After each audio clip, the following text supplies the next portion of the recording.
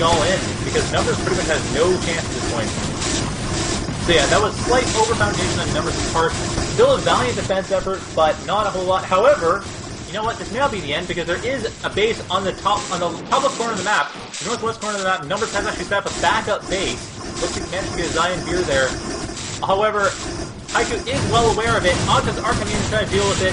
More RPs have been queued up, but the Octas are coming in to try to deal with it, and it looks like... Actually, the Octas are being sent to build RPs. So they just happen to spawn it while they're trying to build RPs, and will be able to take care of the annex very quickly.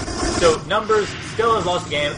He did have a slight chance there, but really, he doesn't have much. He does have some units, a Tom Hub set up at the south side of the map to scout out a bit, but that's not going to help out much. The Octas will be able to tear us apart. Numbers trying to jump back to the past to save himself somehow.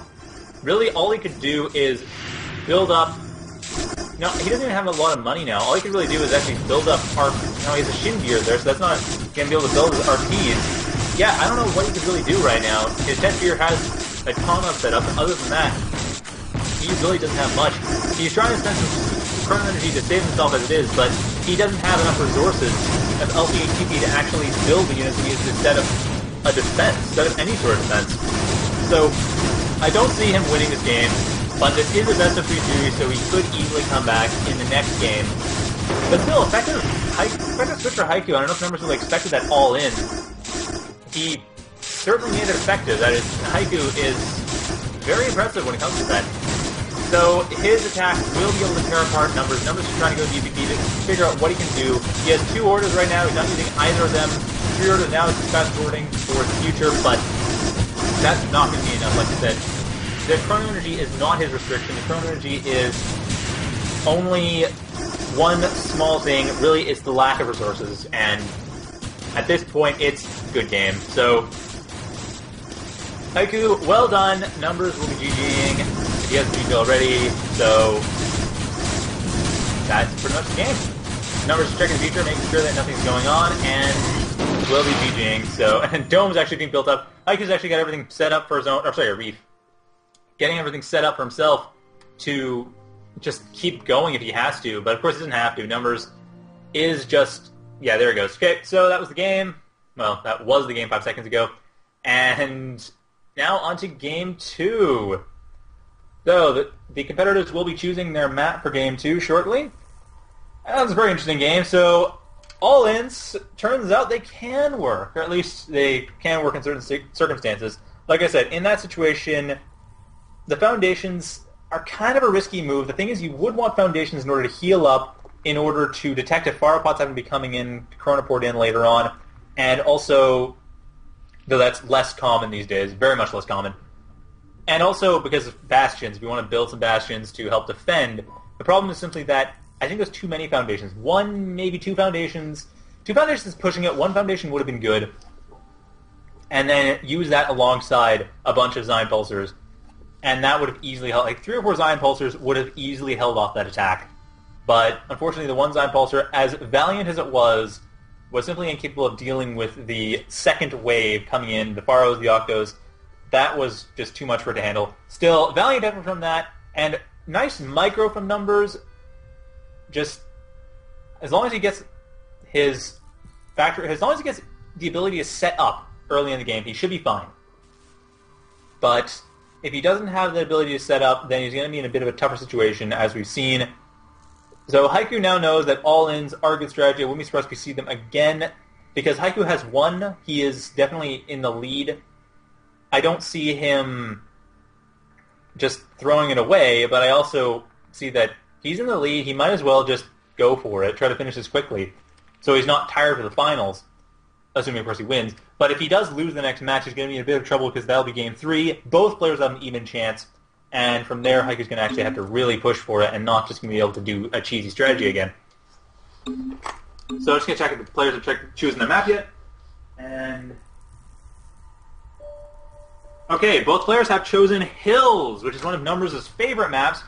Though I don't know how Haiku plans to deal with this. I imagine he's been practicing on Hills as well. Hills has been a very popular map for the last few weeks. It seems to be the most popular tournament map for practice. The most popular tournament map for actual play seems to be Imperium. But for practicing, although Frostbite's a close second, but a lot of players are enjoying practicing on Hills, and it's becoming a very popular map. So I'm not surprised it's been chosen. Numbers did choose it, seeing as he had lost.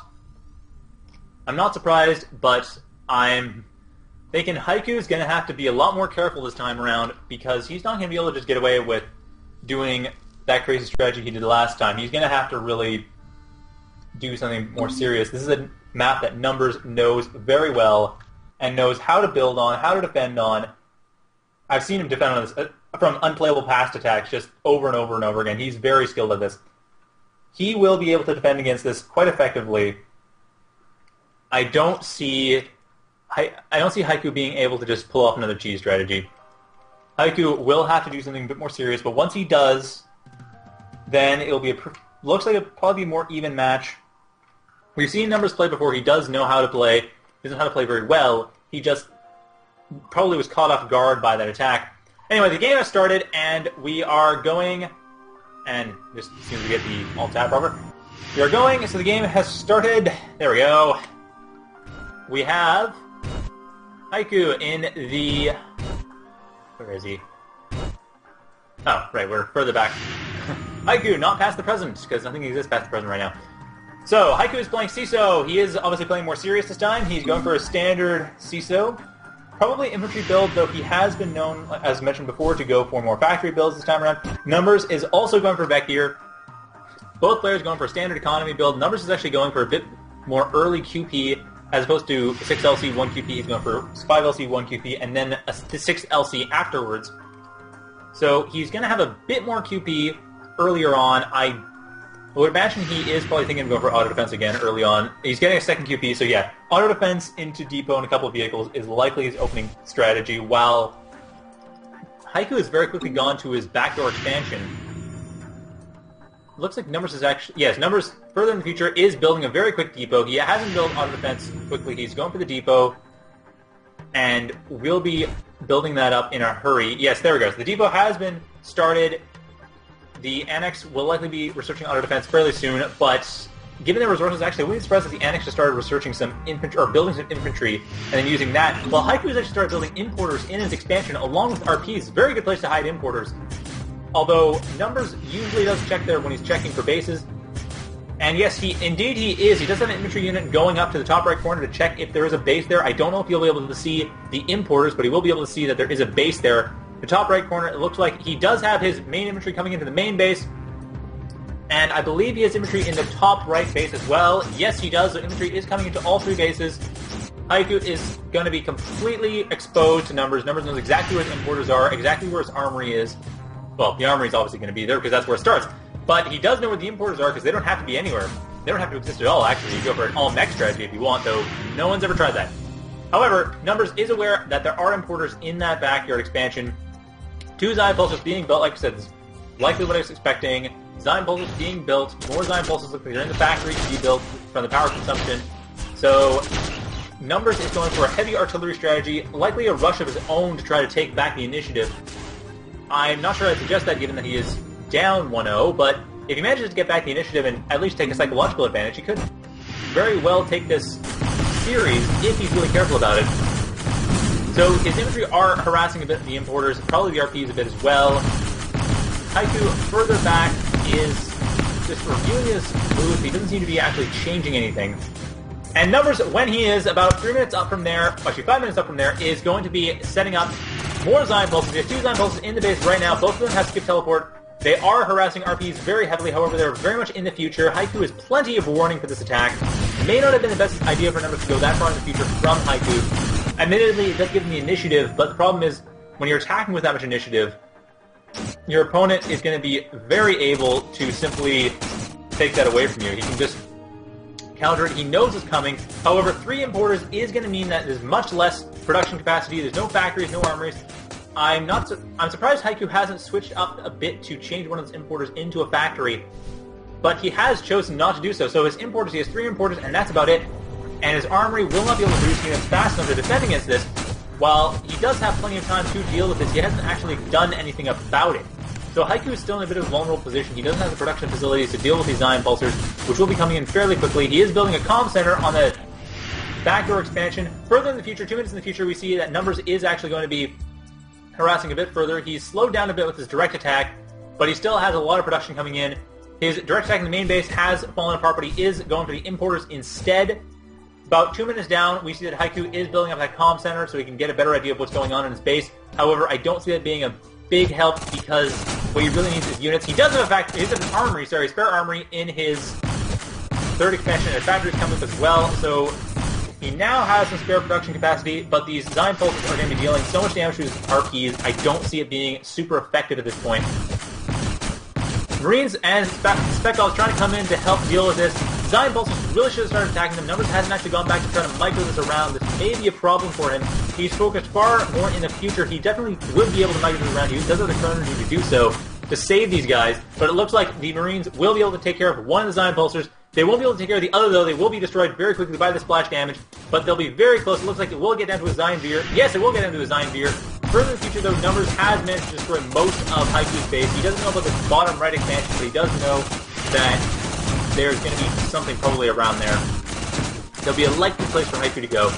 Numbers further back in the past looks to be re-microing his attack, but not by much. He is switching up his attack so that the Marines are attacking the Zion Veers in the wrong direction. But what he really needs to do is make sure that his Zion Pulsers simply don't teleport in the first place. Just stand their ground when they first encounter the Marines and stuff, and just annihilate them. Because they have splash damage, they can easily annihilate that. Further back, we see that Haiku is still coming against defense. He does have a better defense. We've seen what happens with the defense. Numbers, however, in the future is going to be, from his point of view, dealing a lot of damage. I don't know if he knows about the bottom right expansion, but he does know about the top right one, and he is dealing with that very quickly. His Zion Pulses don't seem to have become aware of the bottom expansion, however, and that is where Haiku will be able to come back from this, if he's going to be able to come back from this at all. He has 3 armories, 4 armories coming out, 2 factories. He's definitely going for his major infantry build. He's stockpiled a ton of resources, not built a lot with the production capacity, and now is spending most of it on getting more expansions, more production capacity, and getting an army to be able to come back from this. Of course, the amount of Zion Pulses being built for Numbers is merely a matter of him finding Haiku. If he finds Haiku's expansion and manages to tear it down, he will be able to win, but it looks like he's focused too much on the main. Haiku is actually building up a macro pad as well and a defense turret. He will be able to completely hold off the attack coming in at the bottom left expansion, or the bottom right expansion. Let's go with cardinal direction. Southeast expansion. The southeast expansion is going to be harassed. Actually, Numbers has found out about it. Numbers needs to go back in the past and start dealing with that directly when he first gets a chance, not now, but pretty much about a minute up from the unplayable pass really is the best place to go. He does have units coming in earlier on to try to deal with this, which will probably butterfly out the attack, but I don't see it being effective that far in the future. He needs to jump back, he needs to teleport his Zion Pulsers in, take care of that. That's his top priority. The main base is nowhere near the top priority. He managed to harass that enough, and Haiku was never focused on that in the first place. So, these Zion Pulsers, Numbers doesn't seem to realize how big the base has become on the red time wave, but he will fairly soon. Once he does, I imagine he probably will jump back, figure it out, but given that he does see that his attack, we'll see on his own timeline, the attack, it has been less effective than he previously remembered, that it is losing effectiveness as the time waves pass by. He needs to jump back, figure out what's going on very quickly. He's hit the edge of the timeline, and now he's jumped back. He hasn't jumped back far enough. He needs to jump back behind the blue time wave right now. Behind that, basically, like I said, about a minute up in the unplayable pass, and getting further and further back. He needs to keep going back and just get the last word on this, because that is the only way he's going to win this game right now. He's trying to shoot for the highest initiative, but that's not going to help him. He doesn't have production capacity set up, and Haiku does. So Numbers really could use some tech as well, but what he needs to do is just jump back and destroy this production capacity, while Haiku has actually come back around to behind the main base, trying to figure out if there is a backdoor expansion being used, and no, Numbers does not use his backdoor expansion. He's focused entirely on the north and west side expansions. He's not focused on the southwest expansion, which means that Haiku's harassment plan will be somewhat thwarted. Though, of course, Haiku now knows that he can't possibly be there, so he'll probably end up changing around and going to the top expansions. While Numbers has... So he is attacking the main base, but really that's not where he needs to attack. Like I said, he needs to... Now it's too late, or pretty close to too late, but he needs to have gone back and dealt with that expansion in the bottom right. And I'm really surprised as why Numbers hasn't really been producing as much. He is teleporting away his attack force into that base. He is going to start harassing it quite heavily, but this is still quite late. He's going to have him to the wood defense deal in the first place. this has grown exponentially. Haiku has a huge production base, and Numbers has hardly anything. So Numbers is going to have to start dealing with